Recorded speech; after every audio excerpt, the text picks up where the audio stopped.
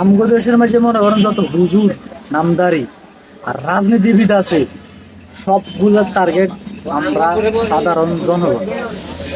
আর হেগো চিন্তা ভাবনা চায় শুধু সাধারণ জনগণ, অন্য কিছু না।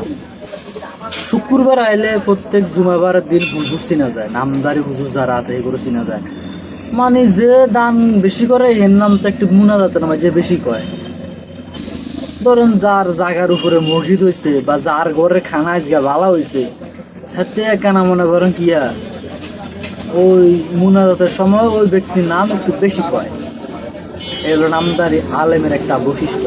আরো আছে আর রাজনীতিবিদ হেতারা তো মনে করেন যে বোর্ডের আগে দিই সাধারণ জনগণের স্বপ্ন দেয়াতে দেয়াতে স্বপ্নের দোষ বানালায়। এত পরিমাণ স্বপ্ন হেরা সাধারণ জনগণের দেয়। ধরেন সনের ঘরে মানে চীনের ঘরে থাকিও স্বপ্নের ঠেলায় সাধারণ জনগণ মনে করে না এটা টিনের ঘর না, এটা 5 স্টার। 5 স্টারে আছে এরও লেভেলের স্বপ্ন দেয়া। মোট কথা কইতে গেলে নির্বাচনের আগে দিয়ে স্বপ্ন দিয়াকে দিয়াকে এই স্বপ্ন বুঝবা না আলায়।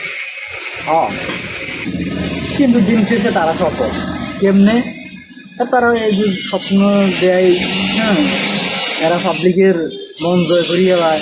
হ্যাঁ, পাবলিক এমন বোকাচন্দ্র এরা মনে করেন যে এই টাকার কাছে বিক্রি হয়ে যায়।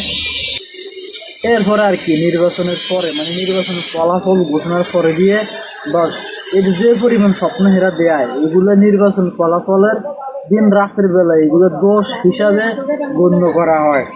মানে স্বপ্ন ওই যে দোষ।